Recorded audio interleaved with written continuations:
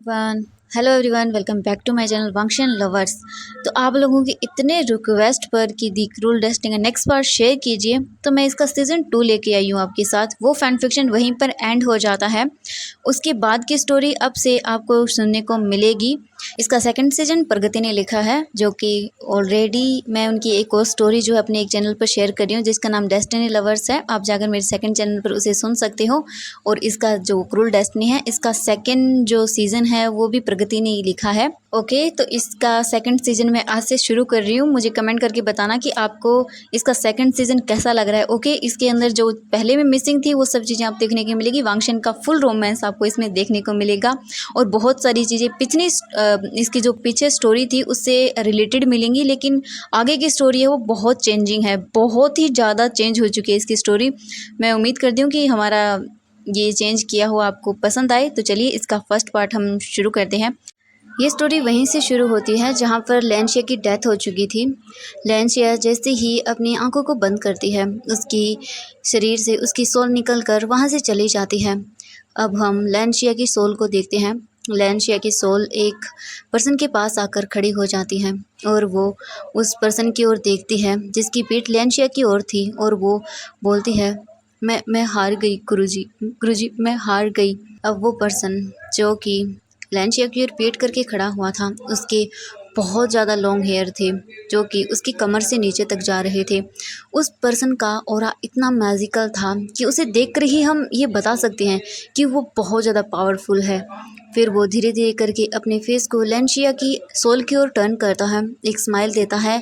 फिर वो धीरे धीरे करके लैंशिया के पास आता है। अब हम इस वर्ल्ड के बारे में जान लेते हैं कि लैंशिया कहाँ आई है। ये एक ड्रैगन वर्ल्ड है। लैंशिया जिनके सामने खड़ी हुई है वो ड्रैगन्स के गुरुजी हैं, जिनके पास बहुत ज़्यादा पावर्स हैं। इनके पास इतनी पावर है कि ये फ्यूचर तक देख सकते हैं, और ये कई सालों से इसी ड्रैगन वर्ल्ड में रह रहे हैं। और ये बहुत ज़्यादा एज के हैं, इनकी एज का पता नहीं है। ये बहुत ज़्यादा सालों से यहाँ पर रहते हैं और ये जिंदा हैं। हर एक ड्रैगन इनके आगे अपना सिर झुकाता है, ये इतनी ज़्यादा पावरफुल हैं। अब हम लैंशिया को देखते हैं जो कि गुरुजी ड्रैगन के सामने खड़ी हुई थी। लैंशिया की आंखों में आंसू थे। वो अपने सिर को नीचे झुकाती है और बोलती है, ये सब मेरी गलती है, मेरी ही गलती की सज़ा मुझे मिल रही है। मैं बीइंग को लेकर सेल्फिश हो गई थी। अगर मैं बीइंग को लेकर सेल्फिश नहीं होती तो आज ये सब न हो रहा होता। प्लीज़ मुझे मुझे माफ़ कर दीजिए गुरुजी, ये सब मेरी ही गलती है। ड्रैगन गुरु जो सामने खड़े हुए थे वो लैंशिया की ओर देखते हैं और बोलते हैं, लैंशिया मैंने तुमसे पहले ही कहा था कि जो जिसके नसीब में है वो उसे मिल जाएगा। तुम चाहकर उसे अपने नसीब में नहीं लिख सकती हो, ये गलत है। तुम डेस्टिनी को कभी नहीं बदल सकती हो। देखा, डेस्टिनी में जो लिखा है वो होकर ही रहता है। हम कितनी भी कोशिश कर लें लेकिन हम डेस्टिनी को नहीं बदल सकते हैं। लैंशिया तुमने ये गलती की। लैंशिया मैंने तुम्हें पहले ही रोका था कि ऐसा मत करो, लेकिन तुमने मेरी कोई बात नहीं सुनी। मैं बस तुम लोगों को रास्ता दिखा सकता हूँ, क्या गलत है और क्या सही। उस पर चलना न चलना ये तुम्हारा काम है। तुम सब जानती थी कि ये गलत है, फिर भी तुमने इसी राह को चुना। तो मैं अब क्या कर सकता हूँ। लैंशिया गुरुजी लैन की ओर देखती हैं और बोलती हैं, प्लीज़ गुरुजी मुझे माफ़ कर दीजिए और प्लीज़ उन दोनों को मिला दीजिए, प्लीज़ गुरुजी, वरना मेरी आत्मा को कभी शांति नहीं मिलेगी। गुरुजी लैंशिया की ओर देखते हैं और बोलते हैं, हाँ मैं जानता हूँ मुझे अब क्या करना है। जो तुमने गलत किया है अब उसे सही करने का वक्त आ चुका है। अब सभी चीज़ें सही करनी होंगी, क्योंकि तुम्हारी गलतियों की सज़ा किसी और को मिली है और ये बिल्कुल भी सही नहीं हुआ। लैंशिया ये सुनने के बाद अपने फेस को नीचे कर लेती है और बोलती है, मुझे माफ़ कर दीजिए गुरुजी। गुरुजी लैंशिया की ओर देखते हैं और बोलते हैं, हाँ अब तो तुम्हें मैं माफ़ करता हूँ, क्योंकि तुम्हें तुम्हारी गलतियों की सज़ा भी मिल चुकी है, क्योंकि इसके बाद तुम कभी भी दोबारा जन्म नहीं ले पाओगी। ये तुम्हारी गलतियों की सज़ा है। लैंशिया अपने सिर को नीचे कर लेती है और बोलती है, मुझे अपनी सज़ा स्वीकार है गुरुजी, प्लीज़। गुरुजी फिर लैंशिया की ओर देखते हैं। धीरे धीरे करके लैंशिया एक तेज़ रोशनी के साथ वहाँ से गायब हो जाती है। लैंशिया के जाने के बाद गुरुजी एक चैन की सांस लेते हैं। फिर वो बोलते हैं, अब जिसका जो है उसको वो देने का वक्त आ चुका है। अब उसे वो मिलेगा जो उसी का है। अब हम वापस कल्टिवेशन वर्ल्ड का सीन देखते हैं। वांगजी जो कि वी यिंग की बॉडी को हग किए हुए वहाँ पर बैठा हुआ था और रोए जा रहा था। वहीं साइड में जो मैंग याओ गिरा हुआ था वो उठता है। वीइंग की ओर देखता है और बोलता है, आखिरकार मैंने इसे मार डाला, आखिरकार मैंने इसे मार ही डाला, अब तो मुझे मेरे पिताजी अपना लेंगे। मैंग्याओ ये सब चीजें बहुत ही चिल्लाकर बोल रहा था और बहुत ही खुश होकर बोल रहा था।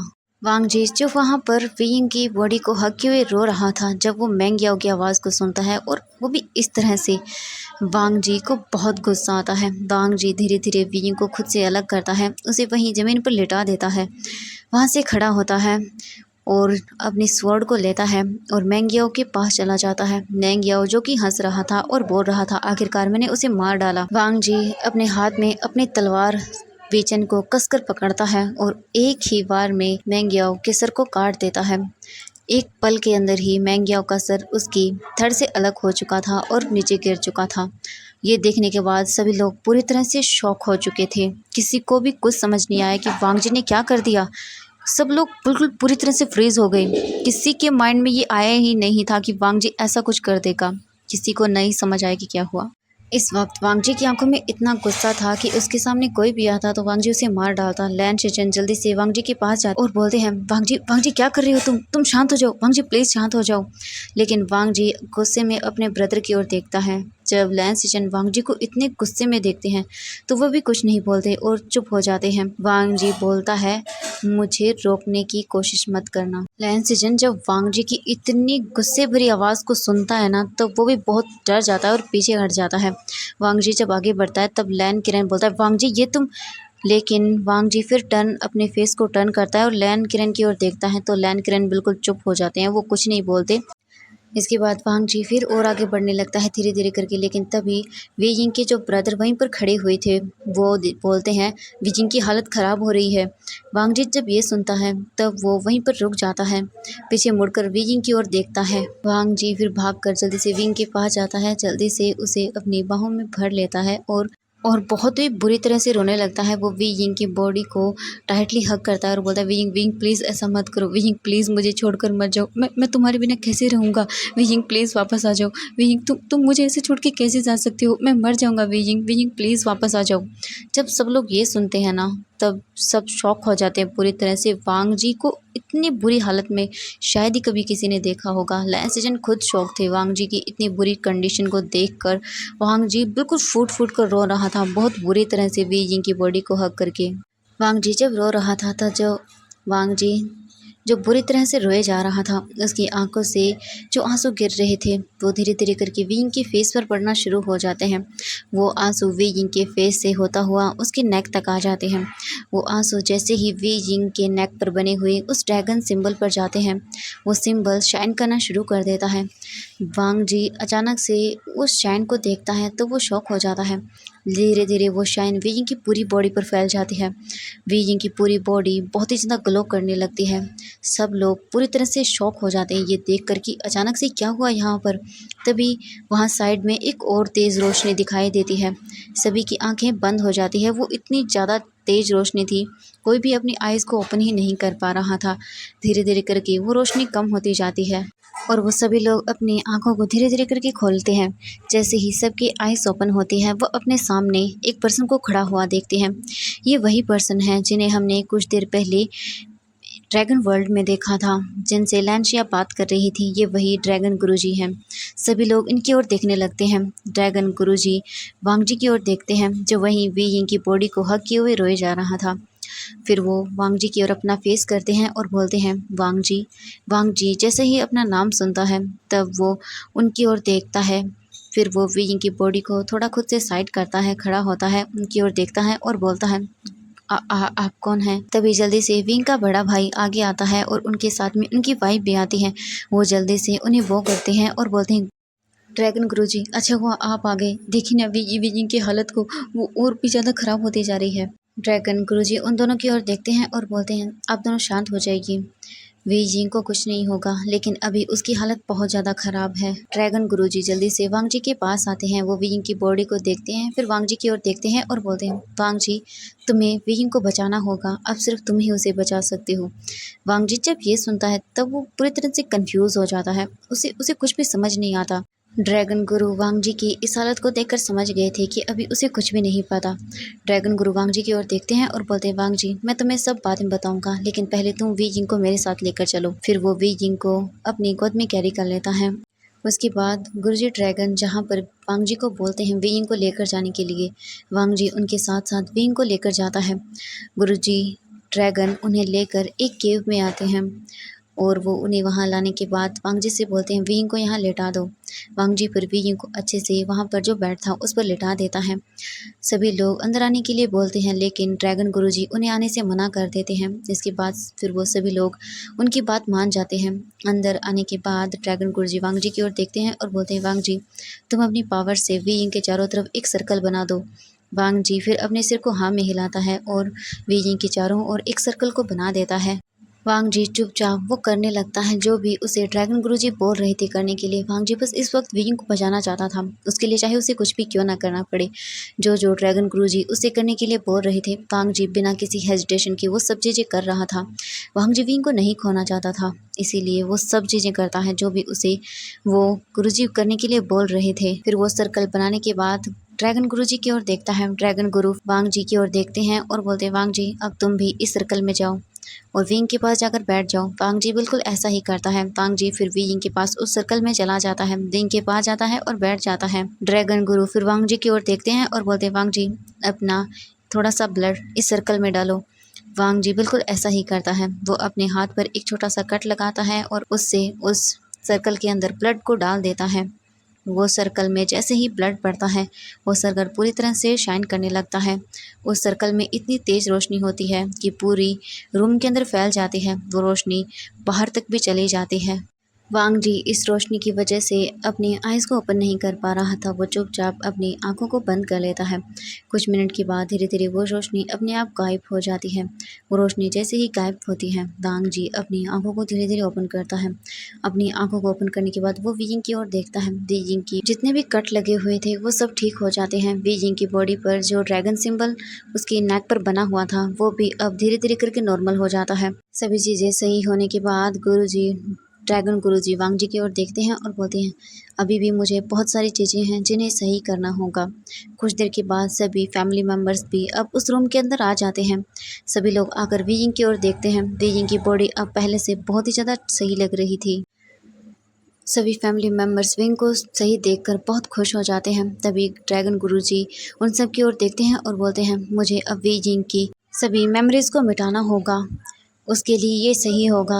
अगर वी जिंग की मेमोरीज़ को नहीं मिटाया गया तो ये वी जिंग की आगे की ज़िंदगी को बहुत बुरी तरह से इफ़ेक्ट करेंगी। वी जिंग की आने वाली ज़िंदगी बहुत बुरी तरह से इन सब चीज़ों की वजह से इफ़ेक्ट हो जाएगी। वी जिंग कभी भी उन चीज़ों को नहीं भूल पाएगा। वी जिंग की लाइफ भी इससे खतरे में पड़ सकती है। इसलिए यही सही होगा कि वी जिंग की इन सभी यादों को मिटा दिया जाए। जब जियांग चैंग ये सुनता है कि वी जिंग की मेमोरीज़ को इरेज़ कर दिया जाए, तब वो पूरी तरह से शॉक हो जाता है और बोलता है, ये आप क्या बोल रहे हैं? अगर वी जिंग की मेमोरीज़ को मिटा दिया तो वो हम सबको भी भूल जाएगा। ड्रैगन गुरुजी उन सब की ओर देखते हैं और बोलते हैं कि हाँ, वी जिंग किसी को भी याद नहीं रखेगा। वो सब भूल जाएगा, उसे कुछ भी याद नहीं होगा। वी जिंग की अगर मेमोरीज़ को नहीं मिटाया गया तब वी जिंग और भी ज़्यादा खतरे में पड़ सकता है। तभी वांग जी ड्रैगन गुरुजी की ओर देखता है और बोलता है, क्या वो मुझे भी भूल जाएगा? ड्रैगन गुरुजी वांग जी की ओर देखते हैं और बोलते हैं, हाँ वो तुम्हें भी भूल जाएगा वांग जी। वांग जी जब ये सुनता है तब उसकी आंखों में आंसू आने लगते हैं। ड्रैगन गुरुजी वांग जी के पास जाते हैं और उसकी पीठ को थपथपाते हैं। वांग जी बहुत ही ज़्यादा बुरी तरह से रोने लगता है। ड्रैगन गुरुजी वांग जी की ओर देखते हैं और बोलते हैं, वांग जी तुम्हें हार नहीं माननी है। तुम्हें उसे फिर से सब कुछ सिखाना होगा। उसे तुम्हें फिर से वापस पाना होगा वांग जी। तुम हिम्मत नहीं हार सकते वांग जी। जो तुम अब तक विंग से नहीं बोल पाए वो तुम अब उससे बोलोगे वांग जी। तुम हार मत मानो वांग जी। तुम्हारी डेस्टिनी में विंग लिखा हुआ है तो वो तुम्हें मिलेगा। बस तुम हार मत मानना वांग जी। तुम उसकी पुरानी यादों में नहीं होंगे तो क्या हुआ वांग जी, लेकिन तुम उसकी नई यादों को अपनी सुंदर यादों से भर सकते हो। तुम उनकी यादों को अपनी यादों से खूबसूरत बनाना वांग जी। उसकी ज़िंदगी को खुशियों से भरना वांग जी। और जो तुम अब तक उसे नहीं बोल पाई वो भी उसे इस बार बोल देना। वांग जी जब ये सुनता है तब वो पूरी तरह से शॉक हो जाता है और उनकी ओर देखता है। ड्रैगन गुरुजी वांग जी की ओर देखते हैं और बोलते हैं, टाइम अब आ चुका है कि तुम्हें तुम्हारा जो सब कुछ है वो मिले और अब तुम्हें तुम्हारी भी मेमोरीज को दे दिया जाए। वांग जी जब ये सुनता है तब तो और भी ज़्यादा हैरान हो जाता है। ड्रैगन गुरुजी वांग जी की ओर देखते हैं और बोलते हैं, वांग जी अब तुम्हें भी तुम्हारी पुरानी मेमोरीज को तुम्हें दे दिया जाए। वांग जी को समझ नहीं पा रहा था कि ये सब क्या हो रहा है, उसे कुछ नहीं समझ आ रहा था। ड्रैगन गुरुजी वांग जी के अपना हाथ रखते हैं उसके सिर पर और उसकी आंखों को बंद करने के लिए बोल देते हैं। वांग जी वही करता है जो ड्रैगन गुरुजी उसे बोलते हैं। वांग जी धीरे धीरे अपनी आंखों को बंद कर लेते हैं। अब हमें एक ड्रैगन वर्ल्ड को दिखाया जाता है।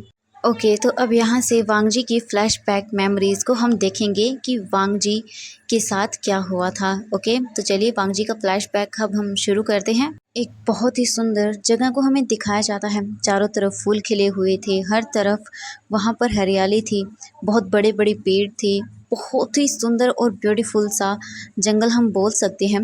चारों तरफ पक्षी थे।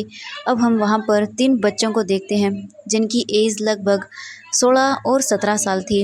उनमें से एक लड़की थी और 2 लड़के थे। वो भागते हुए वहाँ पर जा रहे थे। तभी उनमें से एक लड़का भागते हुए नीचे गिर जाता है। जैसे ही वो लड़का नीचे गिरता है, एक और लड़का जो वहाँ पर भाग रहा था वो रुक जाता है, पीछे मुड़कर देखता है और बोलता है, वांग जी क्या हुआ तुम्हें?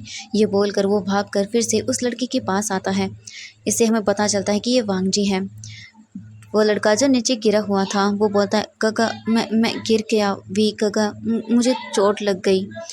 वी यिंग जब उसकी ओर देखता है तब स्माइल करता है और बोलता है, ठीक है तुम्हें कुछ नहीं होगा वांग जी, मैं हूं ना तुम्हारे साथ। ये बोलकर फिर वो स्माइल करता है। वी यिंग फिर वांग जी की आंखों से जो आंसू गिर रहे थे उन्हें साफ करता है और वांग जी की उठने में मदद करता है। इसके बाद हमें उस लड़की को देखते हैं जो उन्हीं 2 लड़कों के साथ भाग रही थी। वो वहाँ पर खड़ी हुई थी और वी जिंग और वांग जी को देखे जा रही थी। उसे ये सब चीज़ें बिल्कुल पसंद नहीं आ रही थी। वो गुस्से में बस उन दोनों को देखी जा रही थी। तभी वहाँ पर एक और लड़की आती है। उस लड़की की ओर देखती है और बोलती है, राजकुमारी लैंशिया क्या हुआ है? लैंशिया उसकी ओर देखती है और बोलती है, कुछ नहीं हुआ। फिर वो गुस्से में वहाँ से आगे चली जाती है। वो लड़की जो वहाँ पर खड़ी हुई थी फिर वो सामने की ओर देखती है तो वहाँ पर वांग जी और वी जिंग थे।